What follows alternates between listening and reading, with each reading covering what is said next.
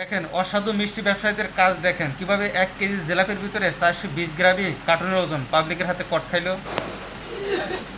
আপনার থেকে প্যাকেট নিছি না জিরাফি নিছি একটু বলেন। একটা প্যাকেটের ওজন যদি 400 গ্রাম হয়, 420 গ্রাম, না না, আমরা এটা তো মানুষের সাথে প্রতারণা করতেছেন। এটা মানুষের সাথে তাইলে আপনি 420 গ্রাম এটা প্যাকেট কিভাবে দেন? হ্যাঁ, তা আপনার থেকে আমি জিরাফি নিছি কেজি কিলো, তা আপনি আমার জিরাফি দিলেন কটুক?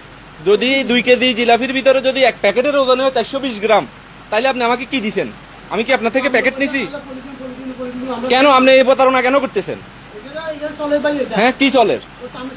দেখলেন তো অসাধু মিষ্টি ব্যবসায়ীদের কাজ। ভিডিওটা সর্বোচ্চ শেয়ার করে দেবেন, সেজন্য শেয়ারের মাধ্যমে সবাই শিখতে পারে এবং জানতে পারে যে মিষ্টি নিতে হলে পলিথিনের ভিতরে নেব, কার্টুনে মিষ্টি নেব না। ভিডিওটা শেয়ার করে দিবেন সারা বিশ্বের মানুষের কাছে। দেখেন সবাই কিন্তু মিষ্টি ভোগী এবং সবাই কিন্তু মিষ্টি আমরা পছন্দ করি। আর সেই মিষ্টির দুর্বলতার মাঝে এইসব ব্যবসায়ীরা, এইসব অসাধু ব্যবসায়ীরা হালাল ব্যবসাকে হারাম ব্যবসায় পরিণত করে খায়। দেখেন যদি মিষ্টির প্যাকেটের ওজনে যদি 420 গ্রাম থাকে, তাহলে সেই মিষ্টি কয় গ্রাম মিষ্টি দেয় দেখেন। ভিডিওটা সর্বোচ্চ শেয়ার করুন। একটা মিষ্টির প্যাকেট 420 গ্রাম, তাহলে আমাদেরকে মিষ্টি কয় টুকরো মিষ্টি দিতেছে, কতটুকু মিষ্টি দিতেছে দেখেন।